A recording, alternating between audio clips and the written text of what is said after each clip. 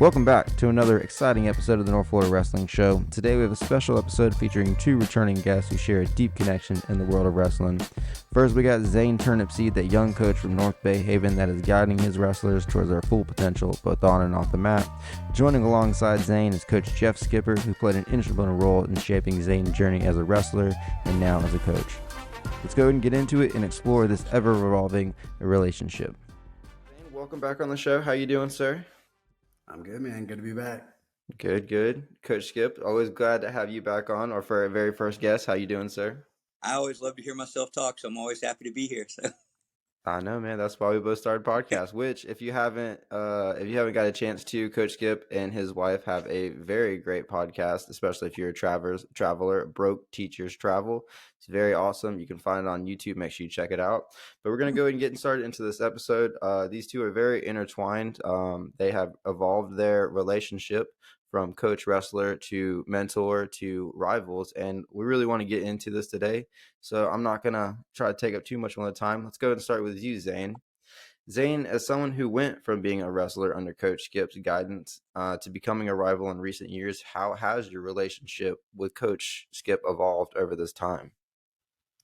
It's been different. Like you said, I wrestled for him, had him as a teacher, coached with him, and then coached against him. But for the most part, I think we've always been the same on how we interacted, other than now I can actually pick back a little bit where I used to have to just sort of take it. But get your feet moving. Hey, and they all talk about coaching trees, and he's the guy that I really sort of took a lot of things from: mentality, approach, even the idea of, we can't be islands as a coach. We can't go in there, and there's coaches who try it and they have some success, but the best programs I've seen, you got 5+ dudes in the room who all serve different utilities and letting people be good at what they're good at. All right, Coach. So, Coach Skip, what are your thoughts on seeing Zane's progression from being a wrestler under you to becoming a rival? And how do you approach the coaching against someone that you've previously mentored as Zane?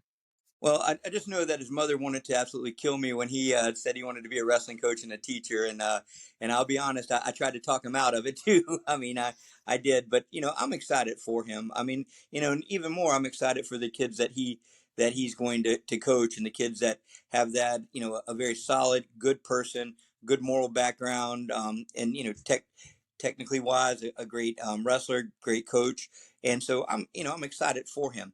One of the great things as coaches, and I've seen this, I've been doing this a long time, but anytime somebody, whether it was Zane, whether it was Jermel Jackson, whether it's any of those guys that I coach that want to give back and get into that, it's kind of like there's a little piece of me, the little success I check off there, even though they're their own people. I'm just happy for them, and I'm happy for the kids they get to coach.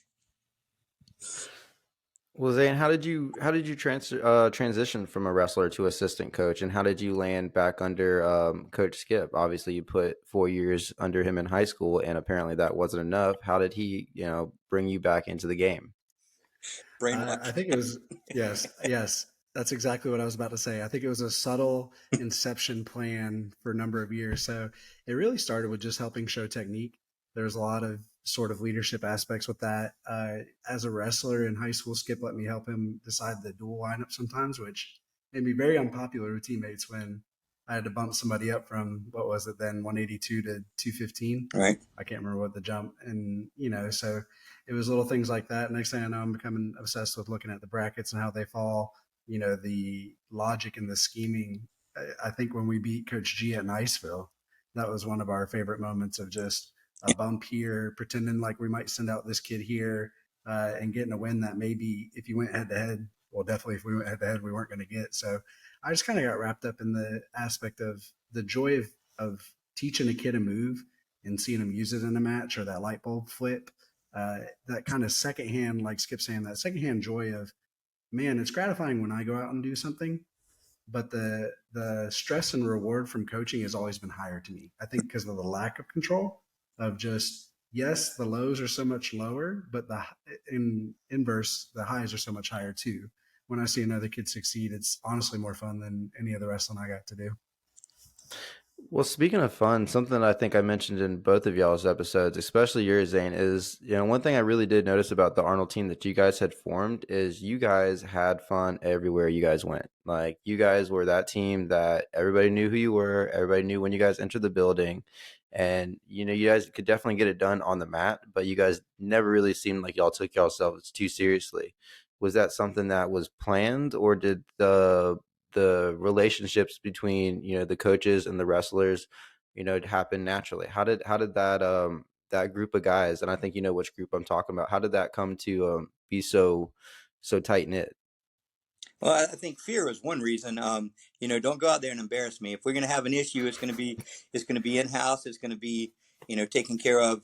And I mean we had some very you know contentious moments in there between kids, between me and kids that I coach. But on the outside, we're a team. It's like a family. If you're a good coach, it's you build that family dynamics where it's all right whenever you and your brother or you and your family go at it, but nobody else is going to come out that. And I think in the age we live in now, where everybody's businesses on social media, I think that for Zane and that crew, it was really that kind of transition from that time when we could handle things in house, and and so that was the thing. But when we went out, we're going to be professional. We're going to take care of business. If you go out there and look like clowns, you're going to be perceived as clowns, and so we try not to do that.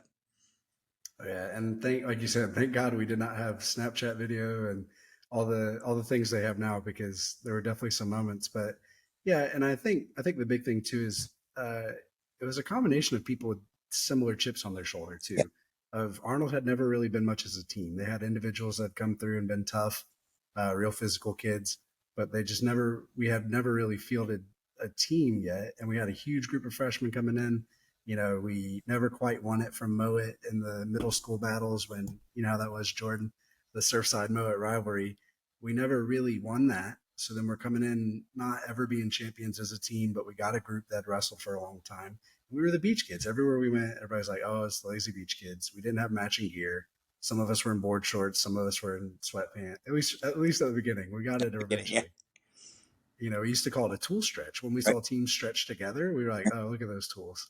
And And so I think it was a combination for sure. And then I think it all changes by the end, and then that you know the one thing that I will say about having that good group of kids that came in as freshmen, and I was honest with them. I looked at them at the their middle school. It was the year before, I think. You were the next to the last year before they canceled middle school, right, Zane? And I looked Yeah, at those kids Colby and I was was the like, last one. man, we and I made this promise. I said, man, if you guys stay with me and do what I tell you to do, we're going to be all right. And we're not going to be average. We're going to, kind of take our program to a different level. And I think about all of the kids and the success that they've had individually. And then I think that, there was one or two little pieces had we've been able to keep a couple people in the program, then it could have been one more notch up. And that was what we got at Arnold a couple of years after that. But, I'll always give credit to that group, Zane's group, and Joel and Jamie and those guys have totally changing the culture and making it really a wrestling culture rather than just some guys out there wrestling. I've noticed that about you. All the teams that you tend to head up always, it seems like the culture of the culture of the group tends to ratchet up. Is that something that's always been very important for you, Coach Skip? Well, I think it is because if you're a wrestler, you're not an average person, and I don't think God made any of us to be average. I mean, all of us should excel at something. And I always say, hey, we're not meant to be average. And if we come out and you accept mediocrity as a coach, then then that's setting your program up for failure. So it's just keep pushing, and eventually it takes care of itself. And again, I really think that Zane remained at Arnold. And that was my original plan, was that and for whatever reason that ended up not happening. But I sometimes think about where would Arnold be if Zane had been in that consistency, leaving for me, building with the same system, and seeing some kids that came through there that I thought that and again they've had a lot of coaching issues out there, and hopefully I think now they can kind of build things back. But that's the difference that a coach and support really makes us, is you take years and years to build up a program, and then watch within a year or 2 years it just shatter apart. It's even though I coach at another school, it's still heartbreaking for those years to see, and Zane could say the same thing. I think that, that's a hard thing to deal with. Yeah, it's real hard because from when I got there to when I left was 2007 to about 2017. Right. So at that point in my life, it was almost half my life. I would have Right. been 22, 23, spent almost 10 years in that room. And, I think the big thing with culture too, with you, Skip, and hopefully something I do too, is that kids, what's the quote? Attitude reflects leadership. Yep. And I think they see, like we're talking about, when you're willing to always be at practice, even when you're sick, even when you're not feeling good, they can tell you're not in a good mood this day and you're in a great mood this day. It's easier to hold them to that same expectation when they see you traveling, they see you go into these things. I mean, when we were at Arnold, we used to catch flack for this. We traveled like nobody around here was at the time. I think teams have done way better about getting out of their comfort zone during the regular season. But man, we used to catch a lot of heat because, oh, you're not coming to this, you're not coming to that. Well, do we go to something and win by 100 points and not get any better? Or do we go and get pushed somewhere, and try to use those few points that we have the way that, a team needs to be? And when kids see that your expectation is these Orlando area teams, these Alabama teams, just like teaching, right, Skip? Right. Kids are going to rise to what you expect them to Your do. expectation. And that's one of the things that absolutely that, we had kids, and Jordan, you're a state champion. So that, how it is. And I mean, I'm not sure all of the reasons in the world, but you could take Bay County at the time you left and compare it to somewhere like Swanee, who had that, generational, I don't know what you call it, just wrestling mentality, that, the whole culture at Swanee was that way, I think, at least the way I've always seen it. And I wanted to bring that. And, we're not meant to be average. And, it doesn't matter that, we won, ever how many county championships, or ever how many District 1A, it's not a big deal. I would trade all of those and all of those trophies for one kid that didn't make it to state to make it to state, or for one kid to place one. I mean, all of that, that's what it's about, and, the competition, I looked, sometimes it was kind of ironic the last couple of years that we would travel somewhere far away and we would be wrestling each other, and we're like, God dang, man, we could have done this at the gym and saved, $2,000. But, you're going to, you're going to basically get better wrestling people that are better than you. One of Zane's teammates, 42-0 with 42 pins, and didn't place at state. And, that's my fault, and I've thought about that for years, that had I put him in a situation where there was one more caliber, one more, and I look at some of the kids that have excelled under, our program that, nobody's whatever. No, I mean, this year, Mercado, I mean, how many matches did he lose through the course of the year? He lost more matches this regular season than he did the first two seasons combined. and how did that work? How did that work out for him in the end? Exactly right. I mean, it was huge. There's so much more film, and you know how it is. Kids can be coachable even when they're not losing, but it is a lot easier when you do have that footage to go, look, I've been telling you that when you move like this is going to happen, and boom, here's this kid catching you on it. It's a lot easier when you have proof of concept right in front of them. And as much as I've enjoyed, the champions that I've coached, to see Zane have a kid that was all his own creation. Now, again, one thing that we talk about sometimes, and Zane's kind of on the same board, is that, the kid's accomplishments are theirs. And a lot of times you've got clubs or people or coaches, oh, that's the kid I coached. And yeah, that's never the mentality. We didn't wrestle that match. Now, we gave that kid the tools, but he had to decide to use them, when to use them, and how to commit. But, one of my happiest moments I'd say definitely in the top 10 of my coaching career, is to see Zane have his first state champion. Appreciate that. Proud of you. Well, so I'm curious to that, actually. So Zane, where do these two particular accomplishments rank on your list? Having a state champion and finally beating Coach Skip in a duel with your own team. Well, and it's funny because I think we wrestled the year before that. We haven't wrestled each other a lot, despite being at a lot of the same events. We wrestled this year, and then you guys got us in the county because of the way we did that. But remember, it all came down to the flip. And when we called it this year, I looked over at Zane, and Zane threw his hands up because he knew at that moment that I had the advantage to bump, and he didn't. And, but that's how it is. And again, I don't think a lot of other people would have known that, and Zane just shook his head, and because he knew, not because of the way who was better on the mat in particular weight classes, but just because of the strategy. And then, that was kind of how that went this year for one of the duels. And yeah, now he claimed the county championship. And again, it's, I hate to lose, but if anybody's going to win and it's not going to be me, I would rather it be Zane. And that's the funniest thing, talking earlier about, the difference of coaching against Skip versus someone else, is that knowing him that long, my trust level is actually lower than any other coach I'm going to coach against. Because I know how he's going to approach it. Right. And I know he knows how I'm going to, a lot of coaches, we go into duels, especially North Bay, still a pretty unestablished program. We're getting there.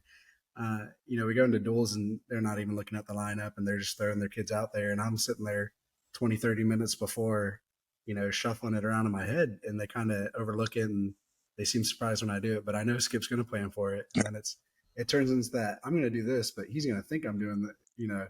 And it all came down to, I think it was a 195 match, and I was like, if I get choice and if Zane has to go out first, then we got it. But if I have to go out first, we won't. And that's exactly how it played out. But it was exciting, man, and just to see the kids that he has and the level that they've gotten better. I mean, when I look at the younger Mercado kid, I mean, by the end of the year, man, he's going to be something special. He could be a state champion in his own right. And, and again, you got a chance here to have the first ever 2-time state champion. I don't want to put it all, like that and jinx anything, but, that's an exciting position to be in, Absolutely.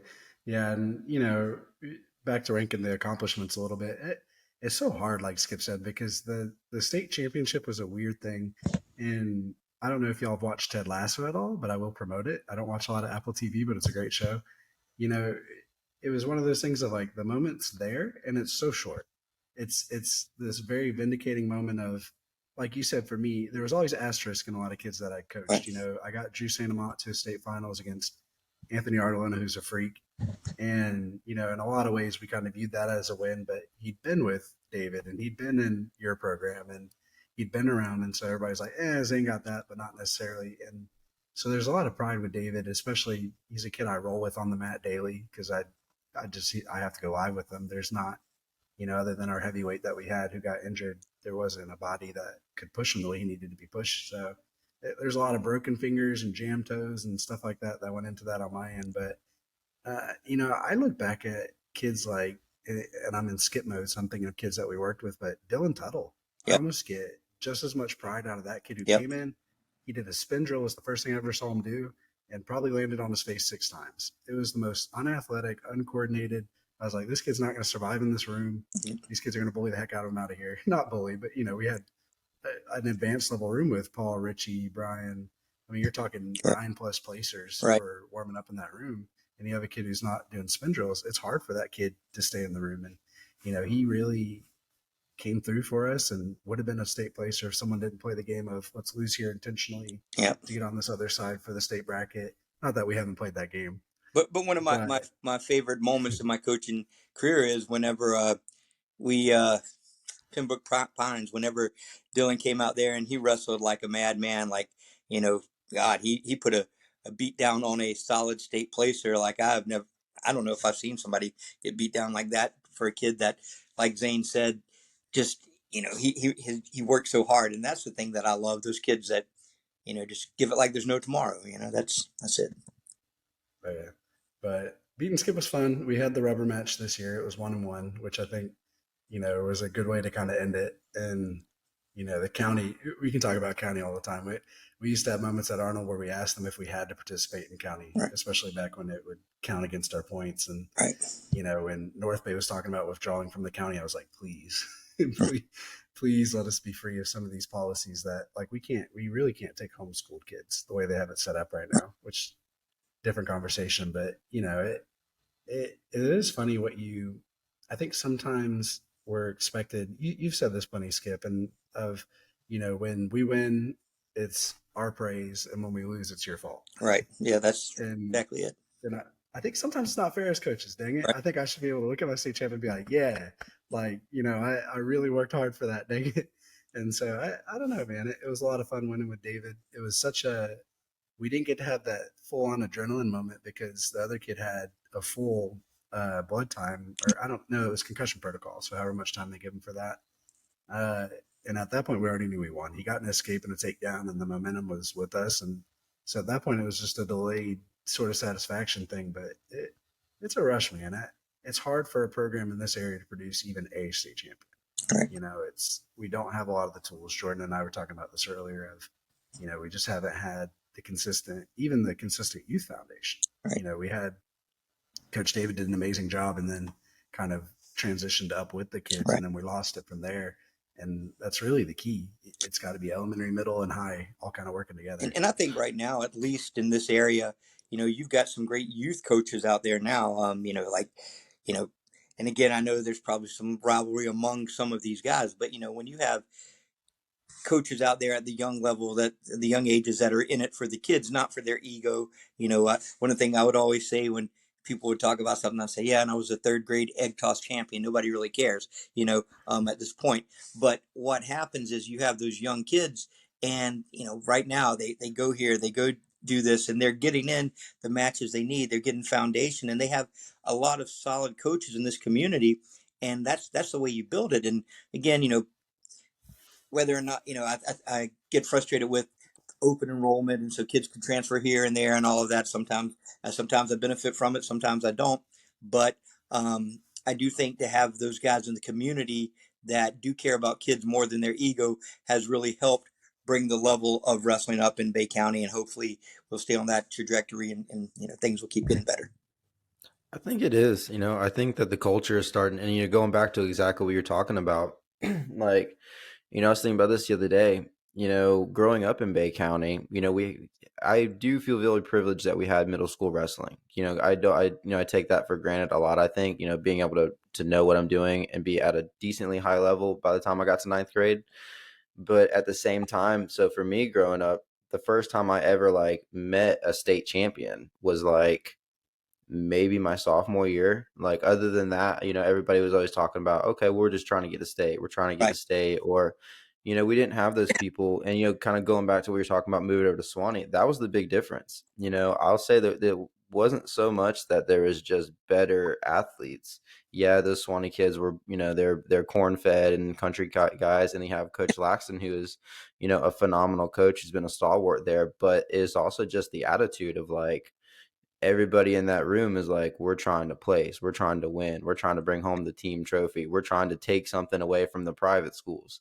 Like, just the attitude was different. And then I could see that in the group that you coached with Zane coming up, even his freshman year, and then carrying on.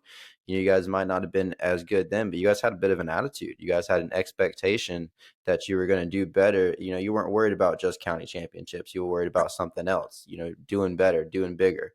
Also, another thing I've noticed, and I just kind of put this together, is that I've always noticed that Zane's always very big on the history of Bay County wrestling. Is that something that you kind of picked up from Skip, who is, a notorious history buff? Definitely. Lots of stories on different trips. Skip's been around the area forever. Even when he was out in Mariana, they're really just a stone's throw from kind of this group. And I think it's important to remember the guys that came through, not just the champions, not that we've had a huge amount of them, but, the guys like Dustin Paradon was a fiend in this area at the time.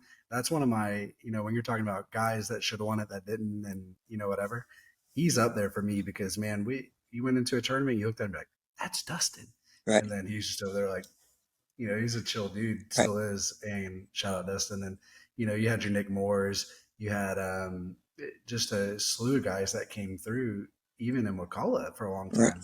Like you said, Jordan, it's proving that you can do it. My dad always said being the first of anything is hard. It's like when schools get their first state qualifiers, I love that they call it out and that they make a big scene about it. When it's a first champ, I love they call it out because it's so hard to break that glass group of, we had Paul Patterson, Brian Gerard, a number of kids at Arnold too that just, they were right there. And even if, you take some of the kids I wrestled with, Joel, Jamie, Jimmy, myself, Colby, Taylor, and you take a time machine and make them join Arnold 5 years later, they probably finished better than they were. Right. And it's not a diss to anybody. It's just that we were able to set, okay, we win now. As a team, we win, and we get multiple kids to state. And then it was, all right, well, now not just one kid's placing, more kids are placing. And then, kind of the breakthrough with Brock and Richie winning in the same year. Back to You're back. exactly right. Back to back, yeah. And they were the last two before David to win state, correct? Other than the girls. And shout out to Haley Haynes and Val Soloria, who are out of this world.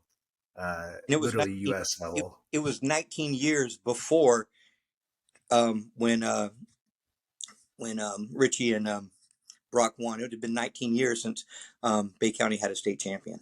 And I mean, and that's crazy, because a lot of great placers came through. And I tell you, I think sometimes about bucket. Yep. I think of the number of great kids that didn't place. And, I think about some of those years when, we had some teams, some certain teams that were just so beyond what we were, as far as, like the Lake Highland Preps, and, you take them out of the equation, our wall of champions looks quite different, I think, and, but those are things we just got to get past and just, and we know that we're not going to always win, but, one of the things I'd always tell Zane is when you go out there, man, let them know they've been in a match, man. I don't care how good they are. I don't care if they go out there and, they tech you, you give your very best effort. And that's, the only thing, and I can't remember off the top of my head who said it, but, you don't have to be better than anybody else. You just got to be better than you were yesterday. And I think that's kind of the big thing that, for me as a coach, just be better than you were yesterday. Yeah. I just think the history is important, Jordan. I think you got to know where you were to see where you're going. Isn't that another one of those coach cliches? But it's what I talk to North Bay about a lot, because a lot of these kids don't know where North Bay was before. They weren't around. They didn't follow wrestling. They don't. We think they should know. It's funny when you get this new group of kids of wrestling and you say something about a powerhouse like South Dade and you just see crickets in their head. They don't flinch. Like, okay. Like you walk in and you go, hey guys, we're doing South Dade tomorrow. They're like, okay. Like, cool. Who's that? And you don't think about that because you've been around it so long. So, I told my North Bay kids when I first got there and I took over as head coach, I said, look, this is where we've been. It doesn't mean it's where we have to be, right, but this is how we're viewed. And that should kind of make you upset, but also excited. There's an opportunity. And that was another thing I think I was the 10 within the first 10 state placers ever there. Yeah. And so we talked about that a lot too. I remember when you were coaching us of, you have an opportunity to set these win records. You have an opportunity to set these qualifier placer. It's very rare. New schools aren't thrown up very often that you get to come in and kind of be a legend in your own making. I mean, it's one of those things, just like with the girls, like with Val and Henley. I mean, regardless of whatever happens in their future, which is going to be bright, they're going to do a lot of great things. They were of the first class of recognized girl, champions. I mean, that's in history. When we had this conversation with Val, and was she going to go 105 or was she going to go 100? And I said, you need to go 100. And she kind of looks at me because I think maybe there was, I think she probably would have won, any of the lower weight classes regardless. But at the end, she said, well, why'd you want me to go there? And I said, because now you're the first. You're not the second. But even though, to look at Henley, and she was the first ever girl state champion. Val was, in her weight class. And so that's why it's so important, man. Because that, it's like somebody told Richie one time, once you're a state champion, and Jordan, you know this, once you're a state champion, you're always a state champion. It's something that somebody, and it's marks that, I never came close to, and everybody, that should be their goal. But, to know the history, to know, and I think one of the things when you look at somewhere like Suwannee, man, they've got 50 years of history. When I was a brand new coach, my very first year coaching, Coach Laxton, with his head turned, I didn't know squat. And Coach came down and he actually came to Mariana from Suwannee one day and put on a clinic and showed me this is kind of how I do it. And when you think about those guys, the real pioneers of that group, I think a lot of him in Bay County, people say, well, Coach Skip, man, you have the record for the most wins and you have the record. And it's like comparing basketball players from different times. You really can't. I mean, in my mindset, Bob Hunt and Frank Feuder were the all-time two greatest coaches in Bay County history, myself included. Coach Hunt had 5 or 6 state champions. Coach Feuder, did so much, and then those guys that helped him, Coach Mulligan and people like that. But it is important to remember those guys, and today, and you've seen this watching, and Zane's seen it probably more than anyone. Just this today will probably get us ejected and maybe a 6-week suspension. Back then, it probably wouldn't have gotten us a point taken off. So that's it. But the history of it is so important to me. I will say too, though, that you probably should have a lot more state placers and champions than you do. You just happen to have Brandon in 2A at that powerhouse. I remembered a couple of your guys at the state tournament, like running in. I forget who it was, but I remember one of your guys pulled Franklin Gomez, Yep. or Cesar Grajales, like first Yep. round, and like didn't know who he was. Like, who's that? And it's just like, oh, son.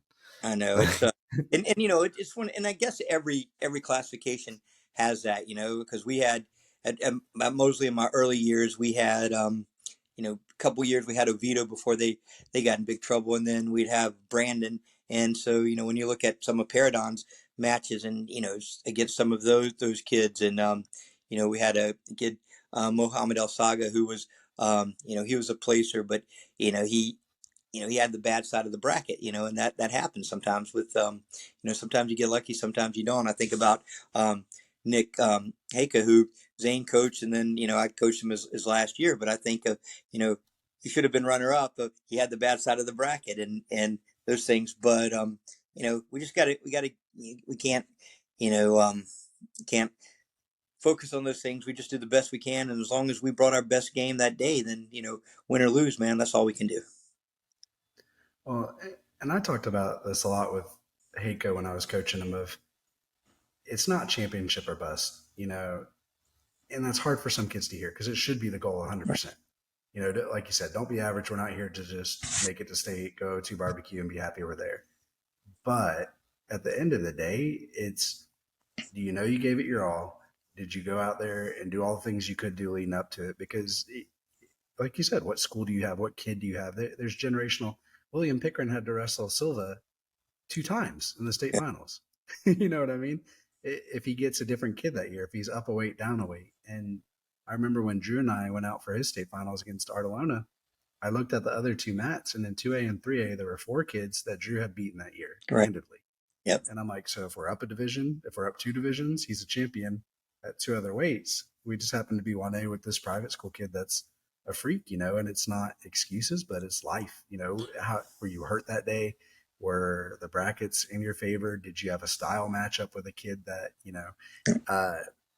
even, oh my goodness, what was that kid Richie had? The kid from Clay. That kid that was his year. Yep. And he didn't wrestle like that 2 weeks before that. Nope. He had, I think, 2 losses at Clay Rotary where he did not look like he was going to be a state champ, but he got to that tournament and he was not going to be denied. And it's about, peaking at the right time, and, and things like that. And that's the thing, as adults, there's a million things going on in our head, but as a kid, there's 500,000 things going on in their heads, and you never know. But I think that, every match, one of the things that, again, I think that we both do or try to do is, just give us your best, man. Even if it's not the results we want, it's the effort that was demanded, so I think that's a big deal. Well, and you decide what weight you put to your medal. Like, I know we talk about my state championship, but the one I got my junior year, the 3rd place one, I put that one way above that because I had to earn that way more. I had to beat some guys that were head and shoulders above me the year before. For me, that represents, I still will show off my gold medal and everything, but the stories aren't really there behind that one. That one was like a nice weekend for me. The junior year, I had to battle some people. So, it's all about, how, and just like you were saying too, Zane, who did you match up with? Your freshman year, you ended up in a region with, 3 state placers, and the other guy that didn't place went on to be a 2-time champion. It's just, like you said, it's a lot of kids get that championship or bust, and, it didn't work out or everything, but you're disregarding all the growth that you made, from the start of your wrestling journey to the end of your wrestling journey. But it's one of those things that I remember. If my memory's a little rusty. I'm getting older now, but it's when you won state, Jordan, you had lost the region, right? I had me and Garrett Swallow were in the same ones, and he ended up edging me out by a point 3 times that year. So Right. you never know how it comes out. But just kind of what you're saying, like I wasn't going to be denied that weekend. That was Right. my weekend. And But it's so funny because even though wherever you wrestled at was one thing, but you're always a Bay County boy. And I just remember, to see guys like, Zane and Joel just, that's somebody I know. That's somebody that's somebody just like me. And I think, you would, a lot of times, kids, especially your leaders. And I think one thing that, Zane and I both do is, some kids are naturally leaders. Richie, I never had to say anything in the world to. As far as that goes, one of the best ever. But then, a lot of times kids that have a lot of ability, they don't know how to lead, and then people that try to lead, they have no ability. So you gotta have the right mix of everything. And so a lot of times you just really have to almost have a leadership seminar with some of those guys. And hey, this is your team. And that's one of the things that I remember doing with Zane is that, hey man, Nick's not here anymore. This is your team. This is Joel's team. We got to move forward. And if we're going to be successful, it's because not of my leadership, but because of your leadership, and that's one of the things I think in building programs that's important. Absolutely. yeah, I have a kid here at Niceville, or I have a couple that are going into the senior year, and I've made it a point this summer to be like, this is on you. Like, the coaches can only do so much, where they get you 2 hours. So, if you're putting in the time there, that's it. But you have to take it upon yourself to elevate your team. Tell them like, hey, this is our mission. This is where we're going. And, make sure that you're holding yourself accountable. Because if you're lazy and you're lacking out, then, it's going to just go downhill. It's an incredibly important thing. And the only thing I do want to mention, the Bay County kids, I will say both my junior and senior year at regions, districts, anytime they saw me, were always cheering me on. The very first people to congratulate me, we're the Bay County people. The very first people to console me after that really heartbreaking loss in the regional semifinals was, all Arnold guys, Bay guys. So I really have always loved the camaraderie that has been built up in Bay County, over the different teams. I really like that. And I really like seeing it improve. I think we're on a really good track, like you were saying earlier. And wrestling is the craziest sport in the world because it's a combat sport. You literally for 6 minutes try to kill the other guy, and yet, you know, 30 minutes later you're cheering for that guy, or he's your guy, and that's just an amazing deal that I don't think if you've never been around wrestling and you've just played other sports or whatever, you just can't understand that. When you look, for example, us and Mosley, we would spend 20 hours a weekend together, and so when we wrestled each other, now it was as contentious, and we would get after each other. But after that, there's no doubt that we were pulling for the Mosley guys, or that they were pulling for us, and that's crazy because I mean I think down in your weight class, Zane, there was 3 or 4 really really solid competitors down there, and yet you know you were happy when they won, and they were happy when you won, even though against each other, man, you would want the overtime or take it to the street. But that's how it Right. is. Well, and you just have so many great moments. One of my favorite moments was Heike coming over and asking if I could also be in his corner for his last match. And And I'm not even the coach of his team, but it's something that we're all pulling for these kids, and we all just want them to do the best they can once they get there. Once we get to the state, even at the region, a lot of times, we know that District 1 in this area are not the favored the favored group, and right, you just want to see their success. And it's like we talked about. Skip and I have always said, I have no problem with these other teams getting good. Uh, when we've had them come into our room, some coaches are like, "Oh, I don't want them to see right. what we do," or I don't know. There's weird mentalities out there, but if it's about the kids and not you, then you bring them in and you coach them up and you make them better and you let them see everything you do. And if they take that away and make their program better, great. It just means that we don't have to drive 6 hours for a good match anymore. Right. And one of the things that I Zane's first year, it was a little rocky because there's he had me in my and they always call it my unmedicated years when things were a little different, and and so Zane kind of a lot of that coaching style that he had, especially his first and second year, was when it came to officials, when it came to whatever, it would be one of those issues. And I just remember a couple of times, man, having to call him over and say, "Hey, Zane, man, this isn't when you wrestled anymore. These guys, they will find a reason to kick you out. They will do this, they'll do that. Everybody's watching. Everybody has this cell phone. They'll be, so and that's I think it's a lot tougher now to be a coach than it ever has been, just because there's more scrutiny. I think. Yeah. And no, you're exactly right. That was one of my hardest transitions into coaching, was figuring out that you got that competitive fire, but it's finding that, I don't know if you call it professionalism, but try not to lose a team point every weekend, And the which thing I is, probably was it's doing when I first started. right. And the thing is, we always see it as, for whatever reason, you know, it's our kid, and it's just like we're trying to defend that kid, and I mean, gosh, whenever I was a coach, and Coach Zane, I mean, God, man, I'd been ejected, I lost team points, heck, there were times I just thought I'd get fired over things I said or did, and yet it worked out well for me. And then we have that transition into, um, you know, where Zane comes in, and man, he's doing the same thing that Coach Skip did, and then Coach Skip say, "Man, don't do that, don't do that," because it's just changed some. Yeah.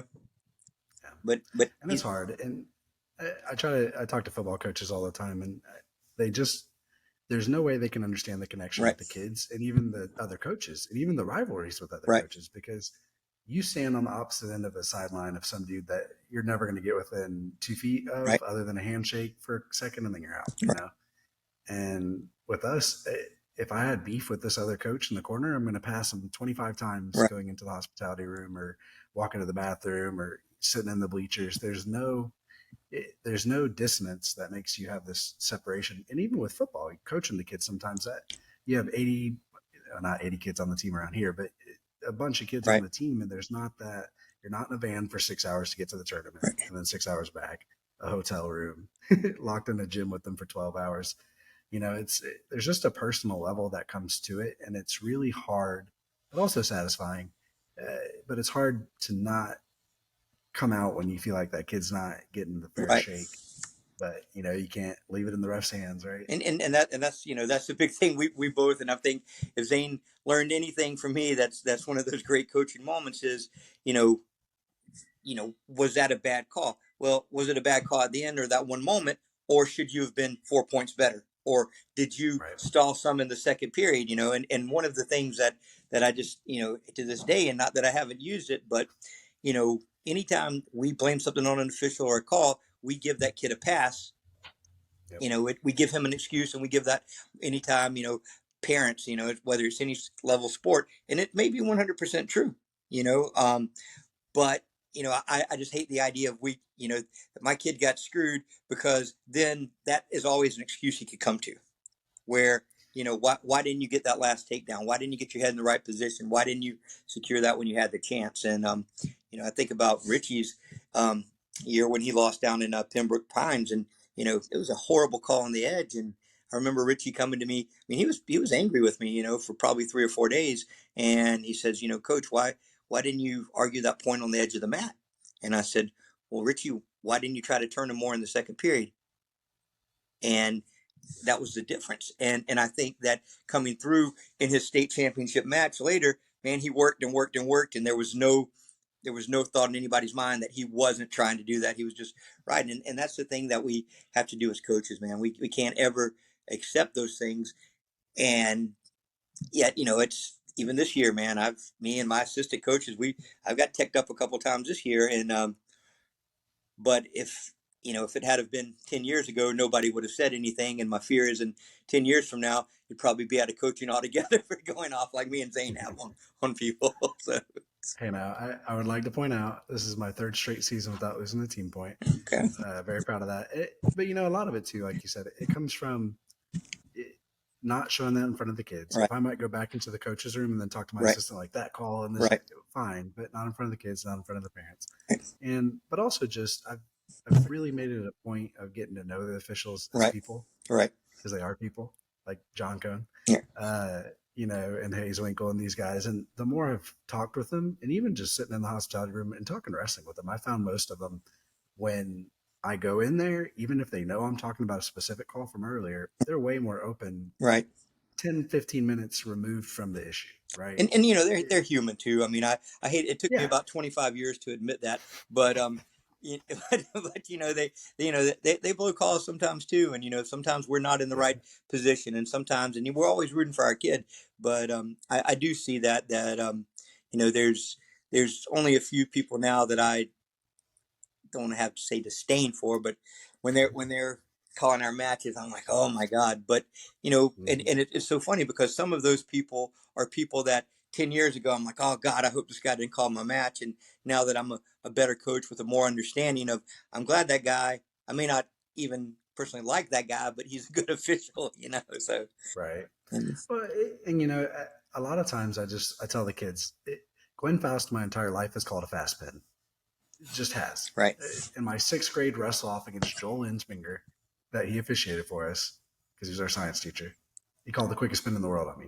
But I've known that my entire life. And I'm like, you have to, as a wrestler, watch these officials throughout the day. If you're sitting in the bleachers on your, Nintendo Switch, which I'm doing, but I've watched them long enough. But if you're sitting there on your Switch and you're not paying attention and you don't watch them and you don't go, oh, this guy lets you wrestle on the edge a little longer. Right. This guy calls a quick stalling. This guy calls a quick pin. And that's where I never have a problem. And if a ref consistently calls it the same Right. way for whoever, then that's on you for not paying attention. Right. You know what I'm saying? This guy's going to make you work. This guy's going to kind of let you ride the hips a little more than you probably should.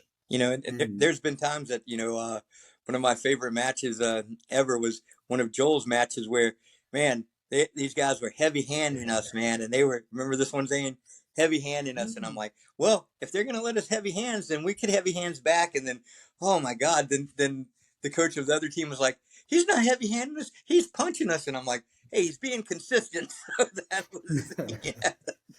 Well, yeah, the first time we took the kids to Louisiana. Oh yeah, oh my God. We were losing our minds. I was up at the head table assistant, and I was like, what is going on? These cross faces are ridiculous. These heavy hands are ridiculous. They're choking us on the front headlocks.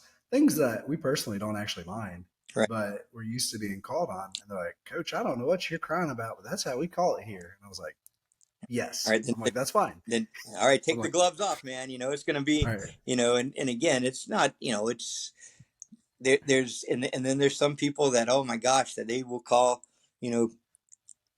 just a normal cross face, illegal, and it's crazy. But again, that's part of knowing who it is, and when that kid comes out, all right, especially when you get to the region and state, all right, this guy, if you're on your back, he's going to call you pin. Don't put yourself in that position. Hey, this guy's going to call you for stalling if you don't shoot every 15 seconds. Or this guy, if you just throw your boots in and you aren't changing moves, this guy's going to hit you for stalling. And those things matter. I mean, they really do. And so Absolutely. it's not just, we would always have this deal right before the district and the region. And this is what referees think. This is the points that they, when they talk, oh, I eavesdrop, man. The point of emphasis this year is so and so. So the point of emphasis this year is so and so. So if they're emphasizing this point, they are not emphasizing this point. Okay, so Yeah. and that happens every year. There's changes, but as long as they're consistent, that's the thing. But Zane has gotten so much better than that first year, and I'm like, in that first year, it's like, God dang it, you're just, I'd hear people say, Zane is just as bad as you. He's just a little, leave the other words out, but he's as bad as you. You train that kid, and it's not. I mean, it's because we're competitive, we like to win, those kind of things. But to see Zane evolve as a coach in the last 3 or 4 years has just been a really an amazing thing, because he's made great strides to be more than just a get after your coach or a player's coach, but to be the total package as a coach. And so I'm really pleased to have seen that. Well, that actually brings us to kind of closing words on this. So before we leave, let's go ahead and get a final word from both of y'all. Zane, go ahead and take us off. Hey, man. I just appreciate you, Skip. It's been a lot of fun working with you, working against you, wrestling under you. Definitely a lot of life lessons. And just, we've talked all the time about not every kid wins the parent lottery. Right. Not only was I blessed to win the parent lottery, but I also won the coaching lottery between you, Marcelo, Coach Jackson, even Coach Johnson, the other people in the area that have been a big part of my growth, the whole district as a whole. Even Coach Malcolm in the Deatons and everybody. I've always done such a good job of coming up to me, Coach Allen, Toby. I don't want to leave anyone out. Right. I've been real blessed with the coaching lottery, with the friend lottery, everything else. And it's just trying to be for those kids what we always talked about and what I remember you talking about of if I can make one kid's life trajectory better, then I've done a good job. So I just want to keep aiming for that.